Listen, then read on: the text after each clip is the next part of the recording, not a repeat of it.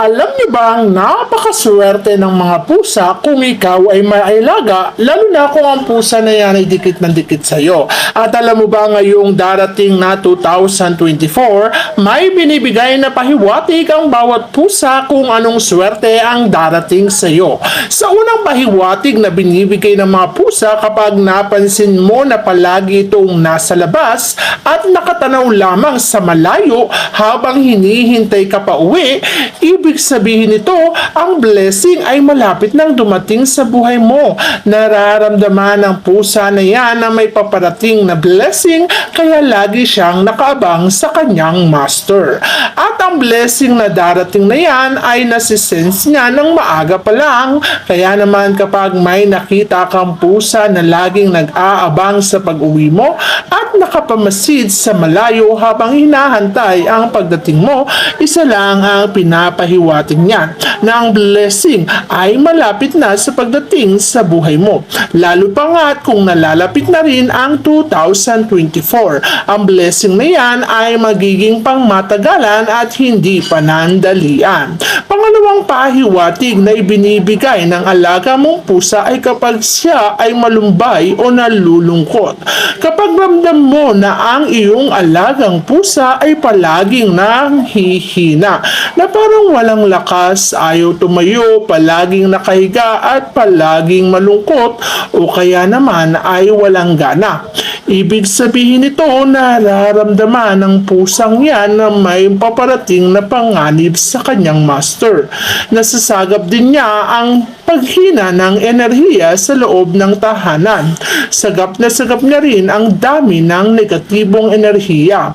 Kaya naman ang pusa na yan ay nababagabag o kaya naman ay hindi mapakali sapagkat ang mga negatibong enerhiya ay nararamdaman niya na nasa loob lamang ng tahanan. Kapag sobra na ang kamalasan at negatibong enerhiya, ang panghihina nila ay tuluyan na sa kawalan sapagkat sila ang sumisipsip ng mga panganib na dapat ay sa master nila madaratnan.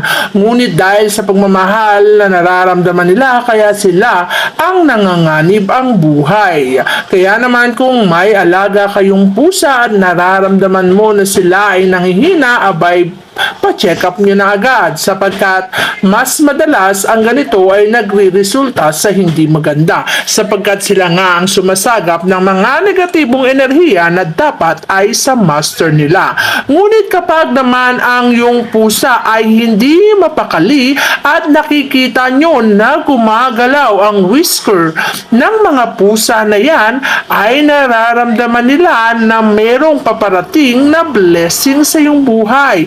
Ang bigote o whisker ng mga pusa ay nagbabadya rin ng isang resulta na magbibigay sa iyo ng magandang goal o resulta sa buhay. Ibig sabihin, kapag naramdaman mo na ang iyong alaga ay hindi mapakali na laging dumidikit at ang whisker nito, ang bigote nito ay palaging gumagalaw, ibig sabihin nararamdaman niya na ang kanilang boss o amo ay may swerteng paparating. Maaaring ang swerte na yan ay patungkol sa negosyo kung ikaw ay nagnenegosyo. Kung wala ka namang negosyo, ang swerteng darating ay patungkol naman sa karir na meron ka. Magiging successful at matagumpay ang kanilang mga amo. Kaya naman napakaswerte kung ikaw ay nag-aalaga ng pusa dahil ang bawat kinikilos at binibigay nito ay interpretasyon ng pagkaroon ng isang magandang buhay o swerte na paparating sa iyong buhay. Sa pagsalubong ng bagong taon, pansinin o obserbahan mo ang kinikilos ng mga pusa na yan.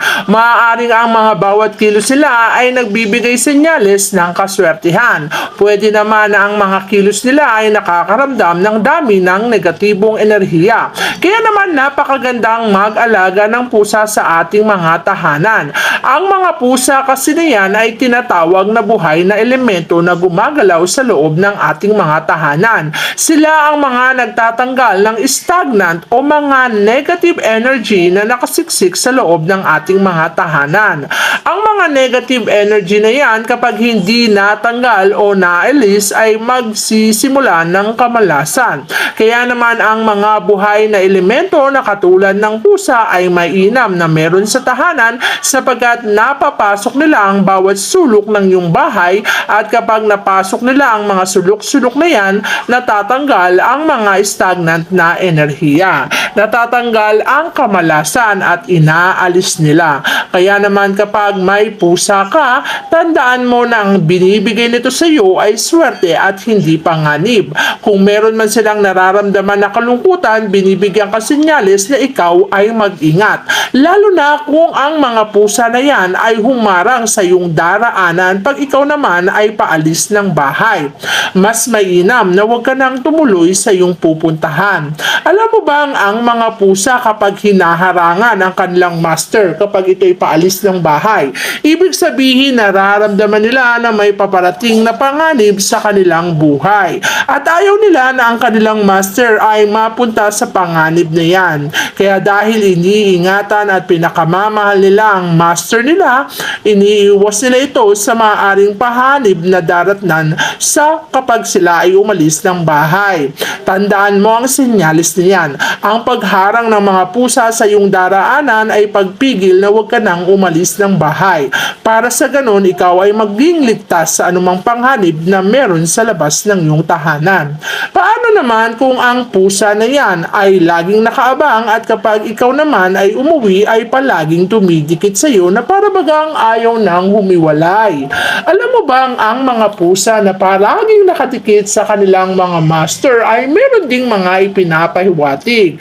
Nararamdaman kasi ng mga pusa na yan na may paparating na swerte sa kanilang mga master. At ang swerte na to ay magdadala ng walang katapusan o infinity na kaswertihan. Kaya naman kung may pusa ka at nararamdaman mo na ang pusa na yan ay dikit ng dikit sa iyo na para bagang ayaw nang humiwalay, isa lang ang ibig sabihin yan. Pinapahiwatig nito na may darating na swerte sa iyong buhay. At ang swerte na yan ay hindi panandalian kundi pang habang buhay. Kaya naman paunti-unti kapag nararamdaman nyo na ang pusa nyo na ayaw nang humuwalay sa iyo, ibig sabihin lamang yan, ang swerte ay nalalapit na sa iyong buhay. Kaya naman matuwa ka na kapag sila'y dumikit sa iyo. Pinibigay kang senyales na ang kanilang master ay malapit ng yumaman. Lalo na nga kung ikaw ay may ginagawang mga transaksyon at ang transaksyon na to ay magtatagumpay. Siguradong magbibigay ito sa iyo ng siksik, liglig at nag-uumapaw na kaswertihan.